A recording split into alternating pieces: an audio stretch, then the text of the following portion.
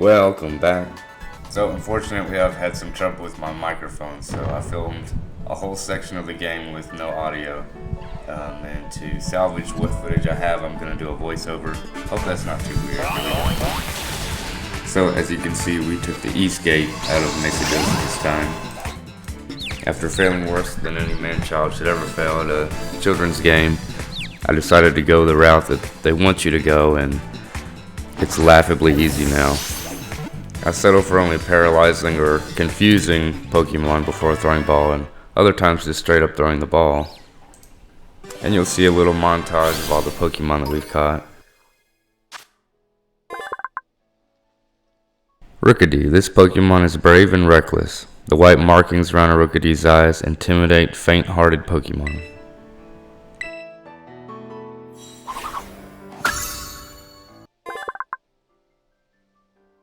Shinx. The extension and contraction of its muscles generates electricity. It glows when in trouble.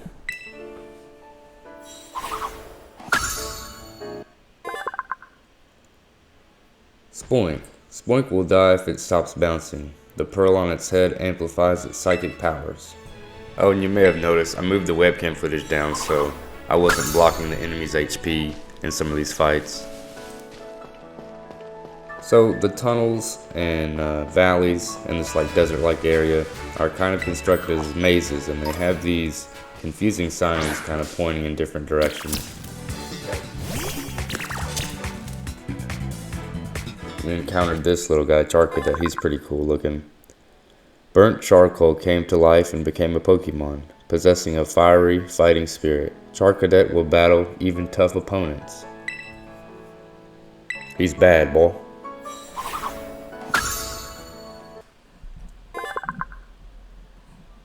Litleo. When Litleo are young, female Pyroar will teach them how to hunt. Once the Litleo mature, they will leave the pride and set out on their own. The circle of life.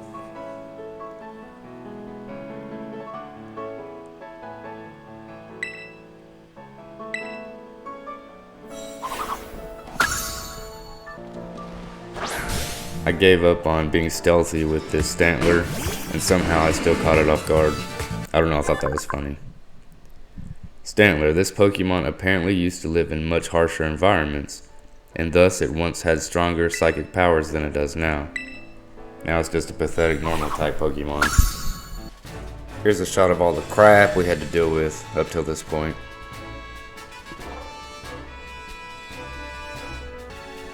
I told Koraidon if he didn't make this jump I was gonna beat him until I got Athlete's Elbow. Luckily for him, he made it. We found our first stake in the ground, which I'd seen before and thought might be like a sword in the stone type of thing.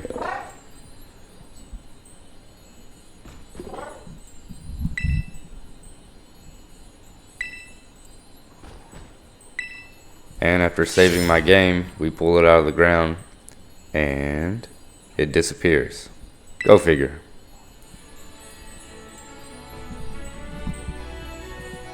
So on this cliff we had two special raid dens I was pretty excited about. Here's a Pokemon we've never seen before in a poison type raid den.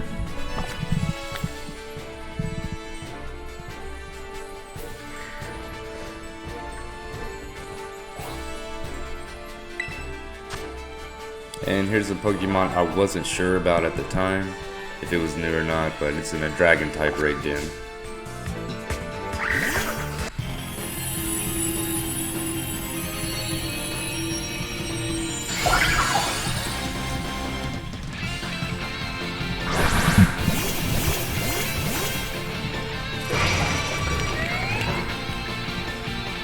So here's the new Pokemon. I was confused. I thought it was hiding behind some kind of orb or something protecting itself.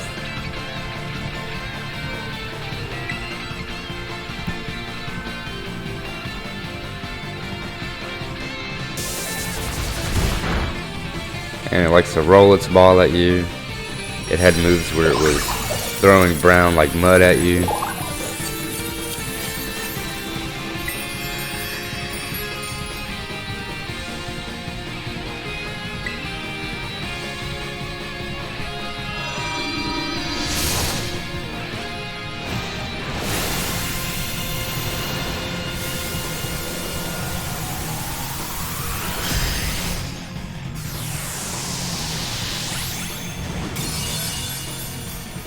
You could imagine my surprise when I saw that Pokemon put a dung beetle in their game. Yes, it was hurling poo at us.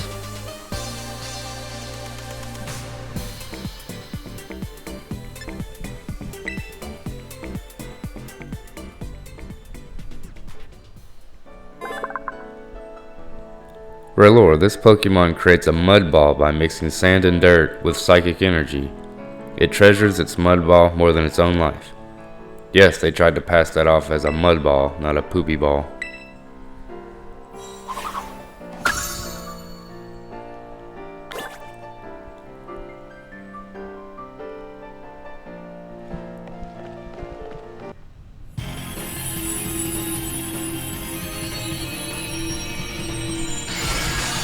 And as it turns out, this raid den had Silicobra, which is a Pokemon we'd seen before, but one we needed for our Pokédex in this game.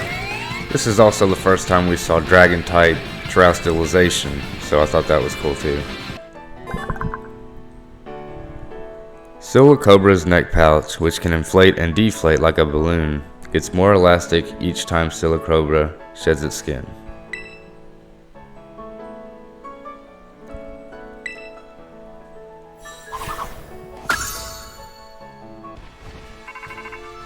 Rototototo. Hey, Nud Nickel. So from what I can gather, the Stony Cliff Titan likes to lurk somewhere in this rocky area. I had to look around, but I couldn't find any trace of it. Maybe it's way up high on a cliff or something? Nah, that's impossible. I don't think it'd be hiding somewhere that tricky, so don't go falling off any cliffs or anything, trying to search it out somewhere too strange. Maybe just give your map app a look if you're feeling stumped. It's pretty handy. We caught Corvisquire. It's said that the reason behind Corvisquire's high level of intelligence is the large size of its brain relative to those of other bird Pokemon. So he's not a bird brain.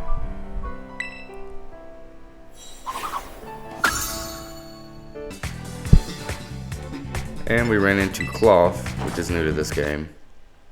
Thought it might be water type being a crab, but it's rock. Cloth hangs upside down from cliffs, waiting for prey, but Cloth can't remain in this position for long because its blood rushes to its head. Kinda dopey looking.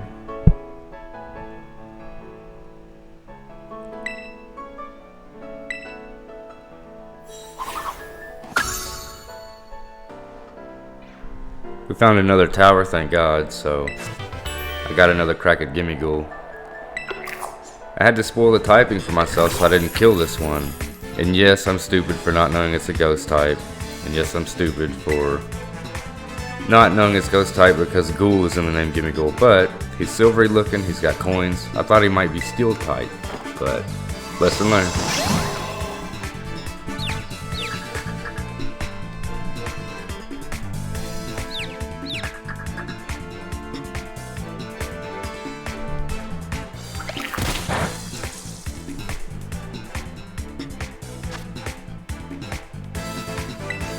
I was a little too scared to attack him, having screwed up the last time.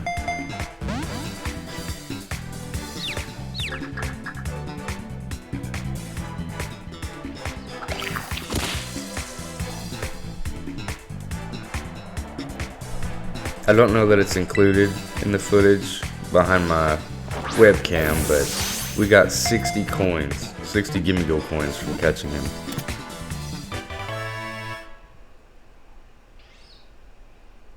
Still don't know what those are for, by the way.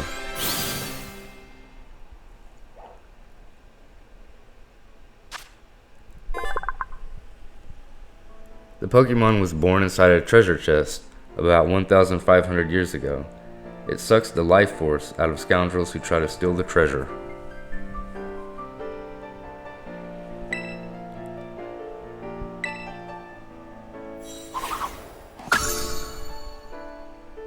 Also, it looks like those lights in the distance is a town called Levencia.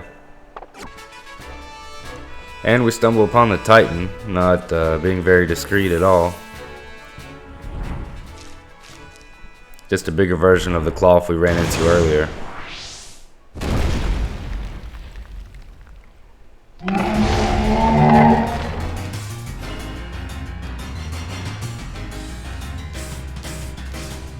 And seeing as he's rock type, we're using a steel type move. And it goes down immediately to no one's surprise. I mean, we're pretty much overpowered at this point. We went to like one of the hardest places you could go, straight off.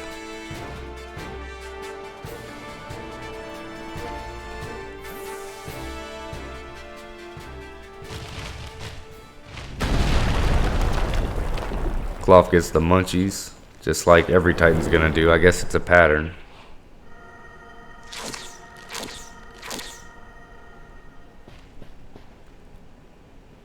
Arvin has to stick his nose into everything. Nud Nickel, you found it? And that thanks to the Stony Cliff Titan? No Cloth has got any business being that big. It's gonna be even stronger now after eating those herbs. Let's watch ourselves, Nud Nickel.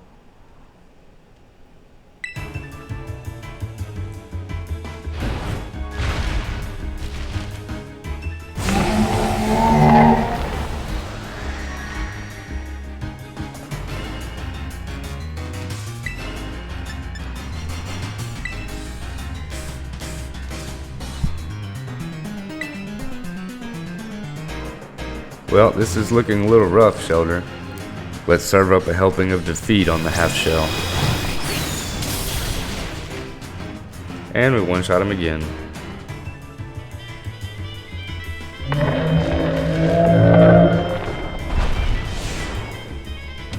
Falls on his back like a turtle and disappears. Look at Tinkertuff looking all tough and stuff.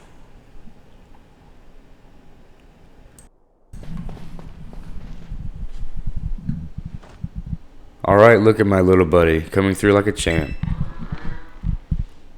But these Titan Pokemon are yeesh. I sure don't like having something so tough out to get me. Acting like it's him.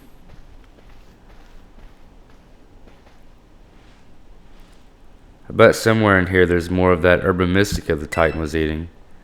Quick, let's have a look around before it comes back. And he has to search the cave, even though it's directly in front of us and glowing. If we're lucky, there'll be another herb here. Search around there, Arvin. I knew it.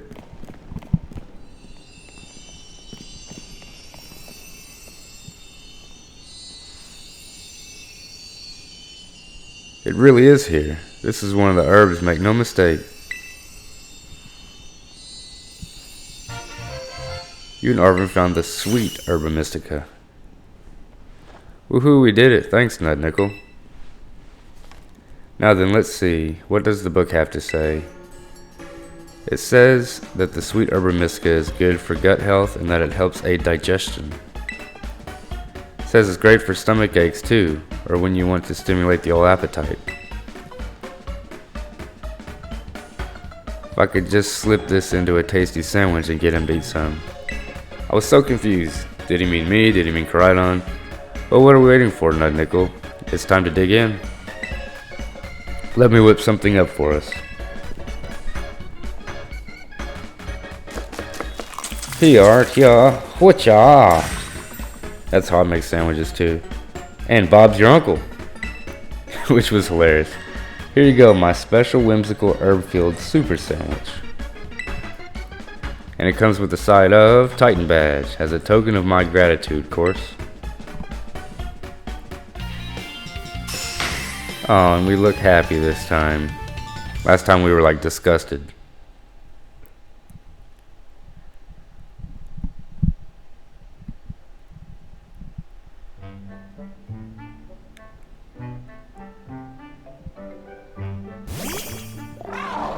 I guess. Koraidon smells food. Oh, come on, you again. Sniff, sniff. You want to give your sandwich to Koraidon? So, I wanted to know what happened if you said no. And it turns out he just keeps asking, please, please, please, like a kid would, until he gets his way.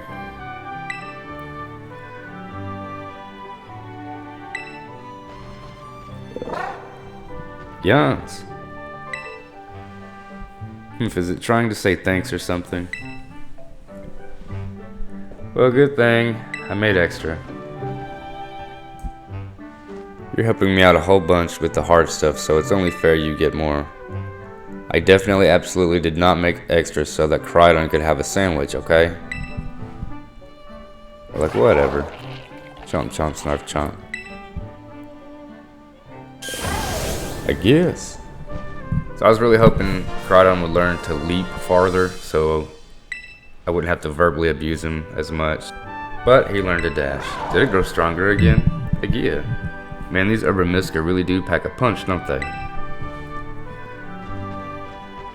I mean, they'd better, or else I'm really up the creek. Sniff, sniff. Yeah.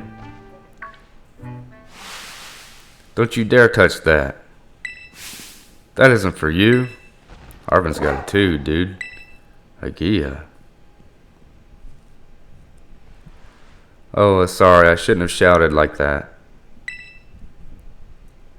I guess I should at least tell you the full story, Nud Nickel. Come on out, bud. Look at this good boy. This is Mabostiff, my partner. Yeah. Just a boy and his dog.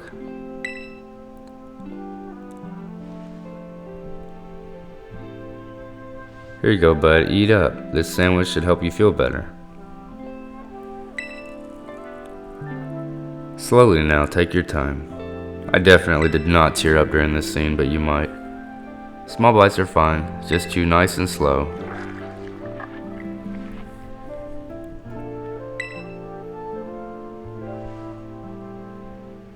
My buddy here was hurt pretty bad a while ago. Real bad, in fact. He never really recovered. And it's a new concept that potions and Pokemon centers can't help this Pokemon.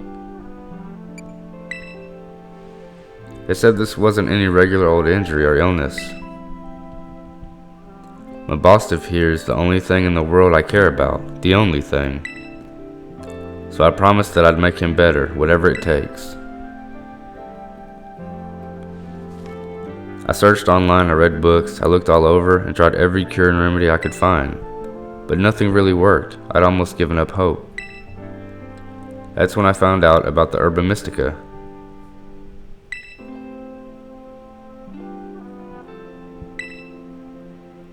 I found it in my mom's lab.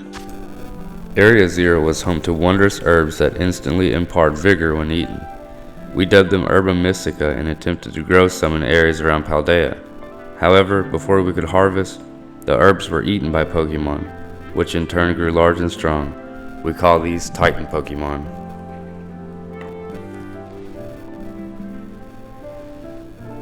It's this book full of crazy stories and legends and things. Stuff nobody'd usually believe. But I believe it. I think what it says is true. And according to this book, eating all 5 Urban-Mystica can cure anything that ails you. Case in point, Mabostiff's paws were cold as ice before he ate that last herb. But they've warmed up a little now, I'm sure they have.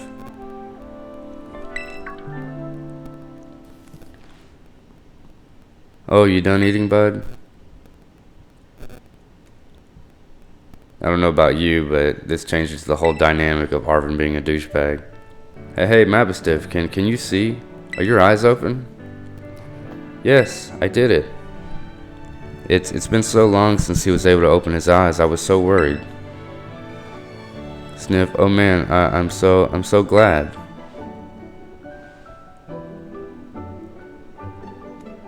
Whine. Sniffle. Hee, oh look at him. Those fiery orange little eyes, hard to even tell if they're open or not, but I know the difference. The power of these herbs is amazing. I knew the book wasn't lying.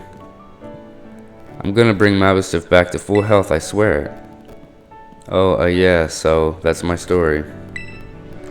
3 herbs to go, let's find them, together. Yeah. How sweet. Hello, Nud Nickel, this is Sada. I detect that Koraidon has regained more of its original power. It seems it will now be able to dash at high speeds while you're riding upon it. So yeah, you can dash, and if you run into a tree, sometimes you can knock down Pokemon that are hiding. I'm relying on you to continue taking good care of Koraidon.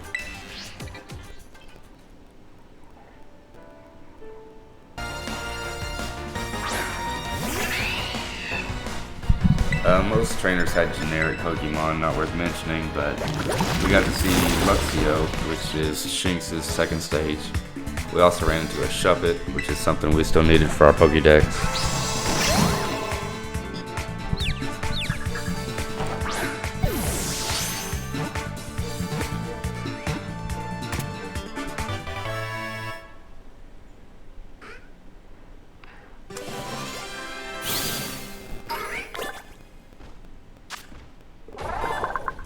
Shuppet, it loves to feed on feelings like envy and malice. Its upright horn catches the emotions of people. I always thought that was a stick holding up the puppet from inside. But whatever.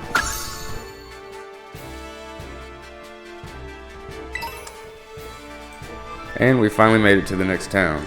Sorry about the technical issues. Come back tomorrow for more. Bye y'all.